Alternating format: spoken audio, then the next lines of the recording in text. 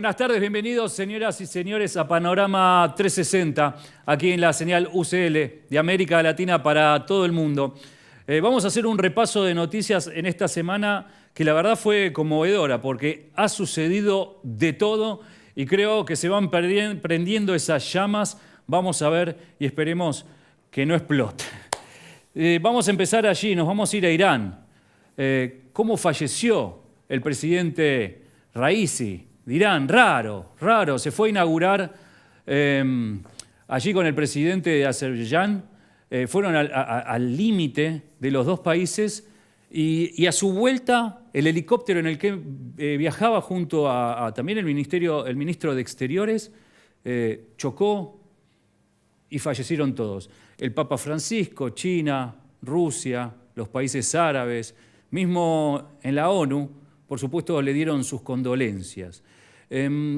Luego de esto se va a tomar el poder, en realidad, el vicepresidente. Allí vimos los conflictos, ¿no?, que tiene Irán contra Israel y con Estados Unidos. Pero ahí está el vicepresidente que va a tomar el poder en Irán, ¿sí? Y en 50 días van a tener que, de nuevo, presentarse a elecciones. Pero miren también justamente la cantidad de gente que lo fue a despedir. Lo cierto es que por lo menos públicamente se dice que esto es un accidente y en ningún momento se habla del acérrimo rival de Irán, que es Israel, allí en la región.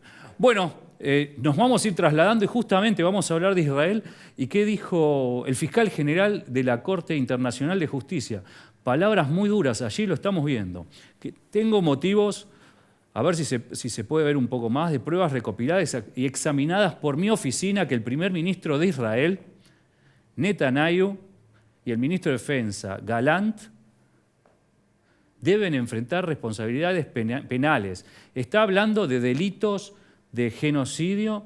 ¿Y esto qué significa? Esta orden del fiscal pasa a los países que son socios, por supuesto.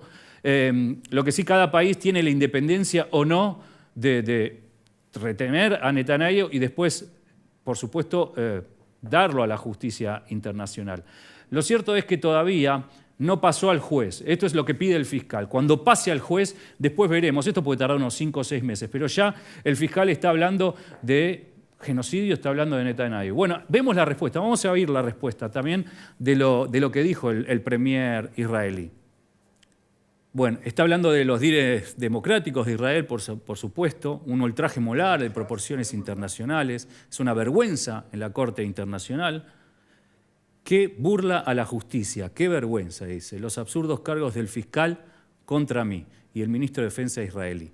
Así se defendía Netanyahu en la televisión pública israelí y veremos también qué consecuencias trae. Esto también es una repercusión de lo que va sucediendo en el mundo, ¿no? Porque, por supuesto, está la posición israelí firme de defensa ante el ataque de Hamas, pero desde el otro lado hay un abroquelamiento, por lo menos en algunos estados, como para enfrentarse. Vamos a ver en España qué está pasando y cómo van a reconocer a Palestina como Estado. Esto también tiene sus cimientos, por supuesto, en los ataques de Hamas y posterior incursión de Israel a territorio palestino. Del pueblo español, el próximo martes 28 de mayo, España aprobará en su Consejo de Ministros el reconocimiento al Estado de Palestina.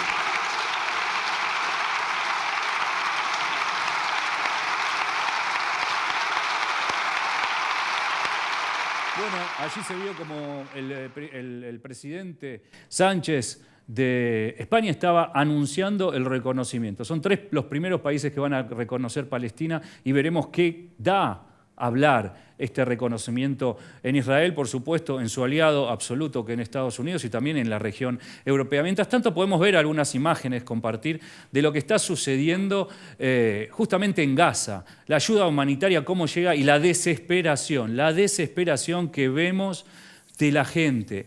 Esto es hambruna. Estos Estados Unidos que a veces, mediante sus barcos, puede acercarlos a la costa y trae esa ayuda humanitaria. Vemos, miren este convoy de mercadería, de comida, y cómo la gente se va peleando desesperadamente por una caja de comida. Si tenemos audio sería bueno, pero ahí queremos comer, tenemos hambre, nos hemos empobrecido, dice este hombre. Basta de tanta miseria. Este es el lado B de lo que no se ve, pero sí tenemos que contar, porque para sacar una evaluación final de todo lo que está sucediendo, allí por supuesto la gente se siente agredida. Miren cómo también tiraron la cámara al piso. ¿Qué está filmando?, le decía. Pero una situación desesperante. 7 meses de guerra allí en Palestina. Esto son imágenes recogidas de CNN de Estambul. Pero bueno, esto es lo que está trayendo ese conflicto ahí en Medio Oriente. Y ahora nos vamos a venir a América Latina y vamos a ver un personaje que la verdad que hay que catalogarlo también como ello. Por lo tanto, estamos hablando del presidente de Argentina, Javier Milei. Cómo ahí la revista Times, tan conocida mundialmente, lo ha puesto en tapa. Y por supuesto abajo le puso el radical, un hombre que va a traer soluciones o no a la Argentina, pero sí son pensamientos de cuajo, corta con todo lo cultural argentino para traer su idiosincrasia, su pensamiento, pero también vamos a ver qué sucedió en la Argentina. Un famoso teatro grande de estos espectaculares, se llama Luna Park, en donde presentó su libro, pero no solo ello, sino hizo una presentación musical. Vamos a verla y vamos a acompañar con imágenes esta impronta tan particular que tiene el presidente Milei y su influencia en la gente, ¿no? Por supuesto que a veces o últimamente en lo político no se le están dando los resultados que él quiere. Estamos hablando del Pacto de Mayo, que quiso hacer con las provincias y no se le dio, por lo menos hasta ahora. La ley de bases tampoco. Hay una provincia llamada Misiones que los policías están reclamando mejoras salariales, pero a esto se le está sumando los empleados públicos y la gente. Y lo que uno ve, que a Milei lo que resuelve, por lo menos mediáticamente, por eso lo llamamos el influencer, es todas las semanas un elemento diferente para ir dispersando la atención, como un influencer. Todas las semanas tiene un contenido y sí que es un personaje muy interesante desde ese lugar. Lo vemos con la pelea con Sánchez allí en España, ¿no? Y cómo que a cada uno le sirve como para enfrentarse. No va a haber problemas diplomáticos, no se van a cortar las relaciones comerciales, pero uno representando el socialismo en España y Milei representando a la nueva derecha, ultraderecha, y cada uno en un ring internacional se muestra. A Milei esto también, por supuesto, lo favorece. Veremos en el plano nacional, en Argentina, si va a tener los resultados que él pretende a corto, mediano y largo plazo. Señoras y señores, esto fue el panorama semanal de noticias. Vamos a un corte, los invito a quedarse aquí en Panorama 360. Nos vamos a ir a Ucrania con un analista internacional que habla español y vamos a saber qué está sucediendo en el campo hoy allí en Ucrania. Vamos a un corte y a la vuelta seguimos aquí en Panorama 360.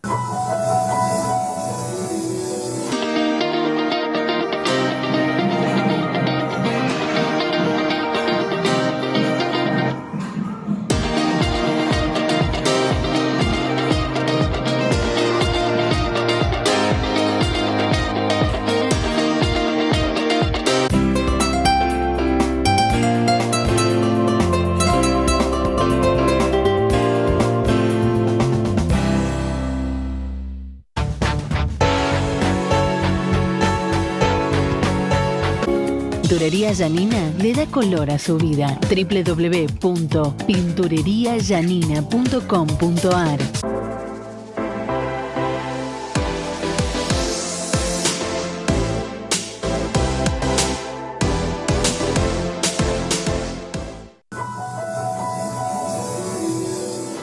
Seguimos en Panorama 360, señoras y señores, con uno de los problemas coyunturales más importantes del mundo desde hace casi 2 años.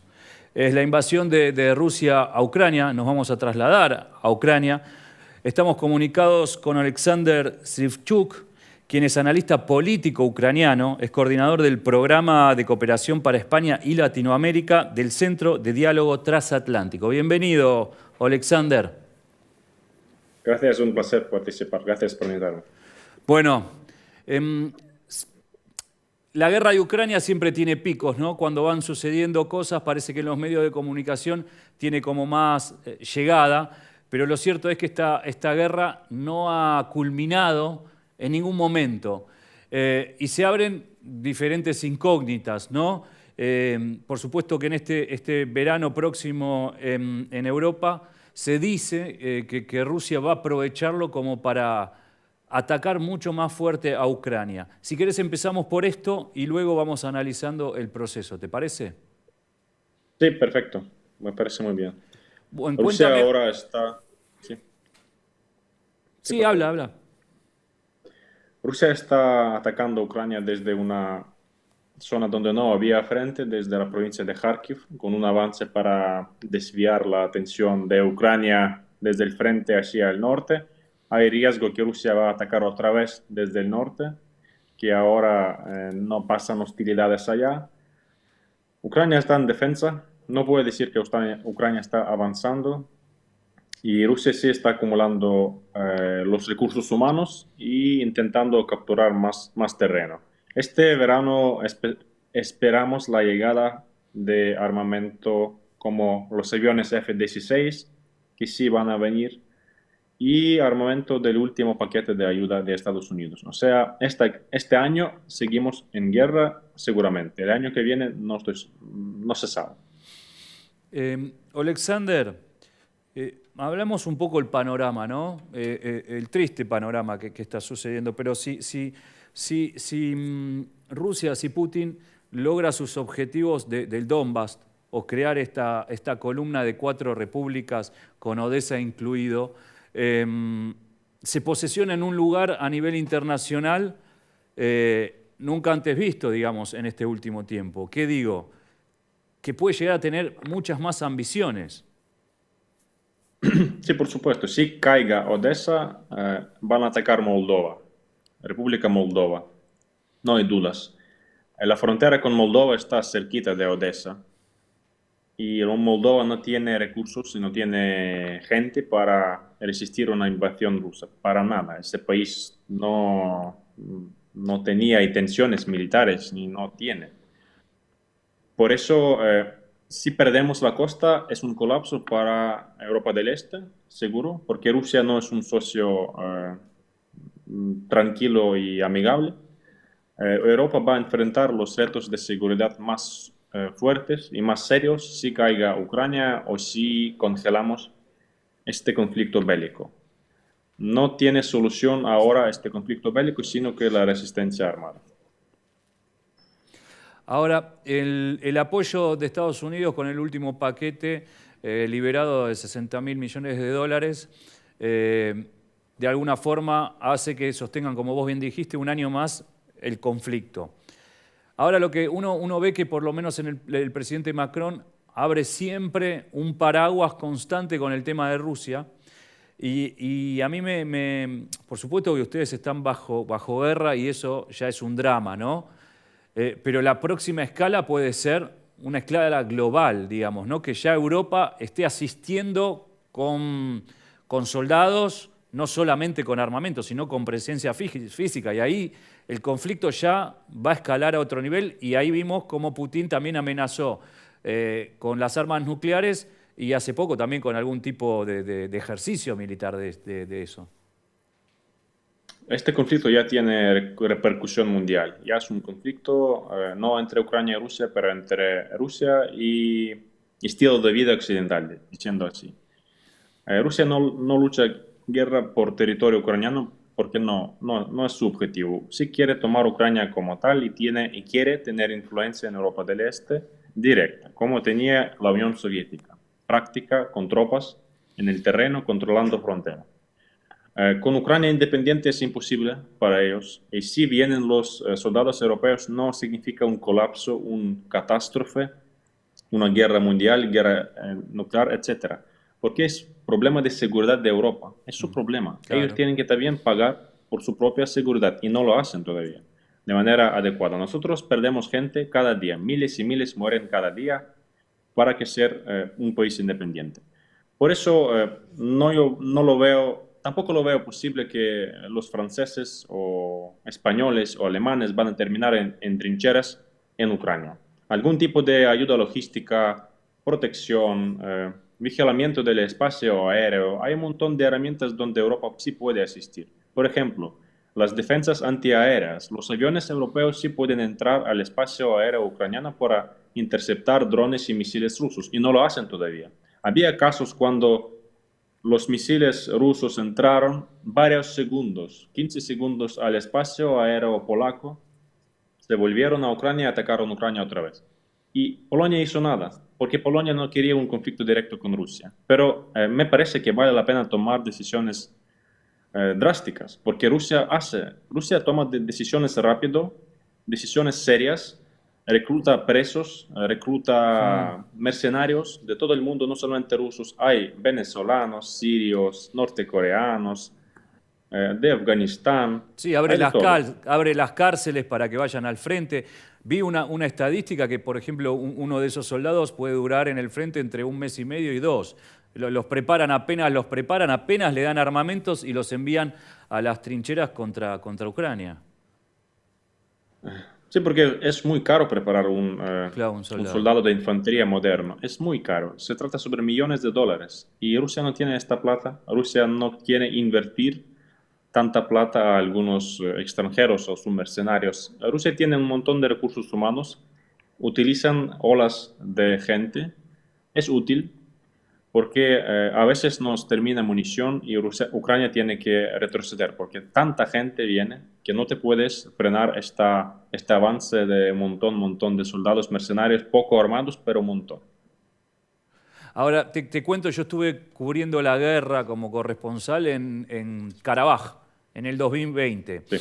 Allí hubo, por supuesto, un cambio absoluto en la idiosincrasia de la guerra y en esta guerra moderna. Y lo que decidió, en definitiva, la guerra fueron como te dije antes, los Bespilotnik, ¿no? Los drones. Los drones. En cuanto a esto, ¿cómo están ustedes? Esos drones también tienen la presencia de Irán, ¿no? Son producidos por Irán, por Rusia. No sé si hay Bayraktar. Hay alguna noticia que dice que hay dos grandes fábricas que se están instalando en Ucrania, confirmámelo. ¿Y cuánto peso tienen en esta guerra actual? Es una guerra de tecnología y los drones es una invención de esta guerra. O sea, no solamente Bayraktar, Ucrania tiene Bayraktar y tenía antes, les compramos en 2020. La guerra en Karabaj era mejor publicidad para Claro. drones Bayraktar. Teníamos, un poco perdimos, compramos otros. La empresa Baykar, turca, sí quiere instalar. No hay información si instalaron o no plantas en Ucrania. Eso sí, también los drones de primera visión, estos drones pequeños que impactan directamente como un videojuego, impactan a los blindados, es una cosa de esta guerra. Ninguna guerra en nuestra historia tenía los drones con un soldado con gafas atacando algunos blindados miles de kilómetros de línea. Por eso un tanque vale millones de dólares, un dron vale nada, $10,000, nada. Y puede destruir un blindado que vale un montón. Y esto también es una revolución de tecnología, que las guerras futuras van a ser las guerras de drones y vehículos sin personal. Sí, eso es lo que se está viendo, mismo también, por supuesto, el desarrollo submarino de drones, ¿no? Pero el hecho es que ya no va a ser una guerra de trincheras, pero cómo se va a terminar ganando los territorios, ¿no? Esto es clave para analizar otro tipo de guerra. Ahora, ¿cómo lo ves al presidente de ustedes, a Zelensky, en su faceta como jefe de las Fuerzas Armadas? Porque es un hombre que no estaba preparado para eso y respondía a otros cánones, digamos. Durante esta guerra se viró esa forma de él y se transformó, bueno, hasta con la vestimenta, ¿no? En un militar, digamos. Pero en la realidad, ¿cómo lo ven ustedes como pueblo, más vos como un analista, ¿no?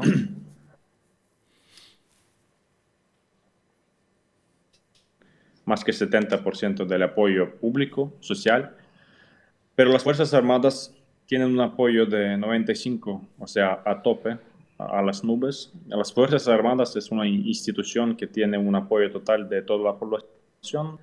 El gobierno tiene tal apoyo como eso. Pero Zelensky sigue en poder. Este año nos tocan elecciones, Claro. deberían tener. No vamos por la ley marcial y la mayoría de la gente dice que no quiere cambiar el gobierno actual en medio de una guerra. Yo también contra contra de elecciones porque estamos en una situación crítica y cambiar. Ahí se está perdiendo un poco la señal. Hola, no es una decisión racional. Discúlpame, lo último no se te escuchó porque se cortó. ¿Lo podrías repetir?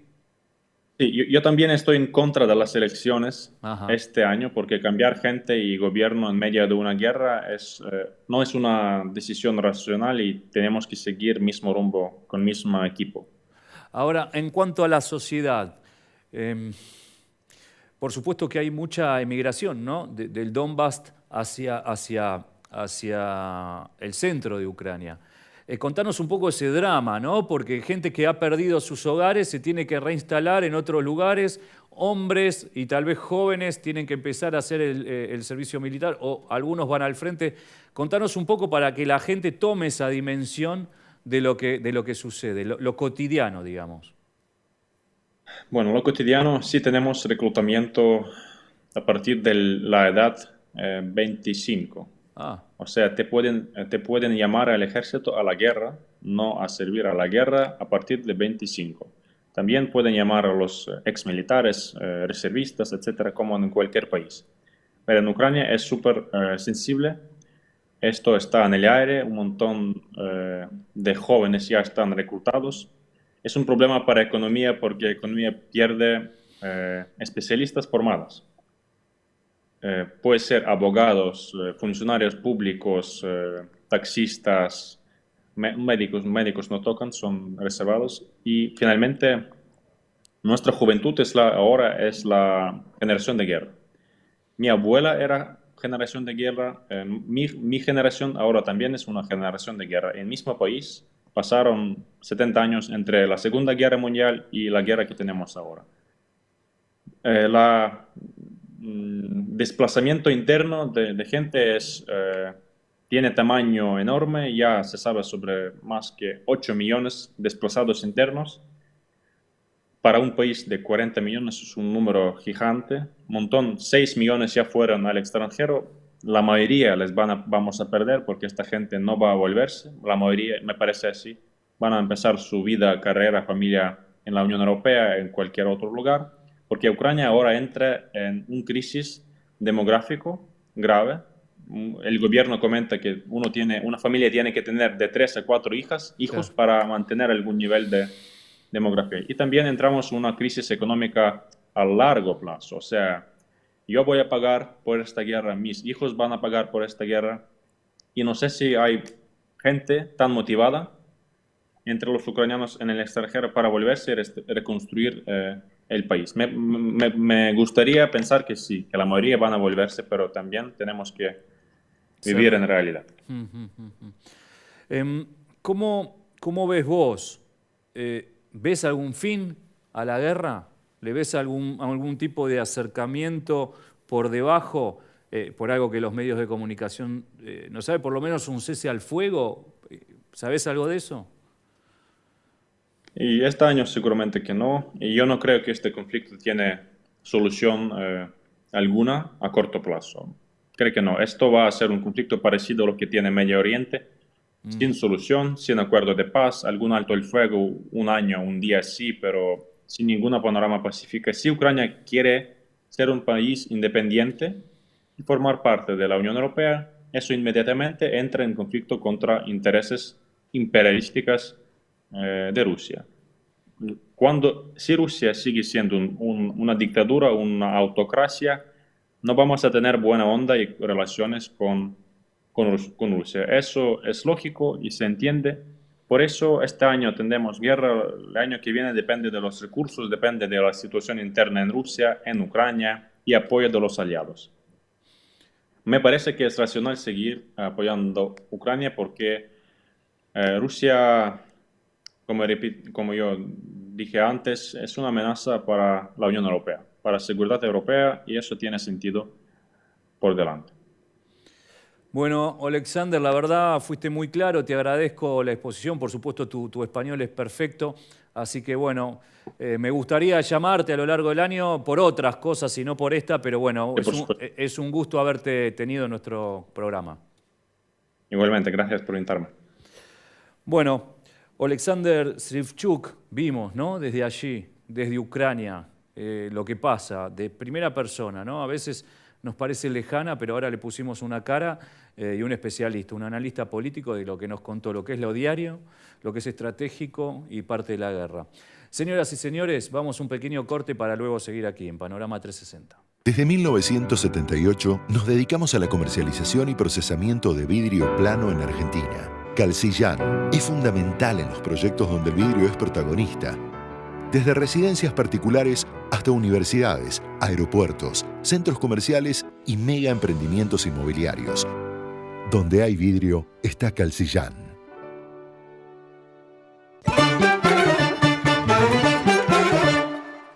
Las noticias de Armenia en idioma español.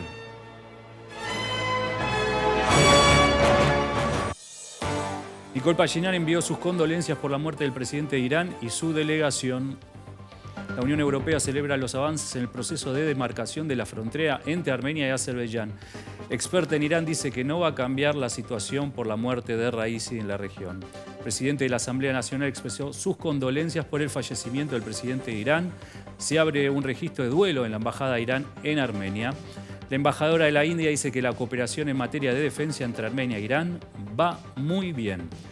El embajador de Armenia en el Vaticano presentó sus cartas credenciales al Papa Francisco. El vicedirector de la Agencia Central de Inteligencia de Estados Unidos llegó a Armenia. La Asamblea Nacional dedicó un minuto de silencio en memoria del presidente de Irán. Rafael Grossi, Agencia Internacional de Energía Atómica, apoya el programa nuclear de Armenia. Nuevas tecnologías para drenaje y tratamiento de aguas residuales en pequeños asentamientos de Armenia. Las cancillerías de Armenia y España se refirieron a la agenda común internacional. El presidente de Armenia entregó la medalla de gratitud al presidente de la Cámara de Diputados de Luxemburgo. El primer ministro: conozco al menos 2 países de la OTSC que participaron en preparativos de la guerra contra nosotros. Klaus Wiesler: Luxemburgo exige a Bakú que libere inmediatamente a todos los prisioneros de guerra. El primer ministro: no tengo dudas de que el proceso de demarcación está legalmente justificado. El gobierno pretende construir una nueva terminal en el aeropuerto Zvartnots. Nikol Pashinyan se reunió con el presidente en funciones de Irán. El primer ministro de Armenia y el líder supremo de la revolución islámica se juntaron en Teherán. Señoras y señores, así llegamos al final de nuestro programa. Tengo unas imágenes, tengo que agradecer allí a la Unión General Armenia de Beneficencia, que me ha convocado junto al periodista Klaus Lange-Gazarian a hablar sobre la actualidad de Armenia. Bueno, estuvimos un poco debatiendo sobre la situación actual, los intereses de Armenia, por supuesto también lo relativo a este acuerdo de paz con Azerbaiyán, así que allí está su presidente, Antonio Sarafian. Les agradezco a la institución y también complementen un poco su información con la página Soy Armenio del colega Gazarian. Señoras y señores, hemos terminado el programa del día de hoy. Les agradecemos haber estado con nosotros. Nos vemos la semana que viene aquí en UCL, Noticias de América para todo el mundo. Gracias.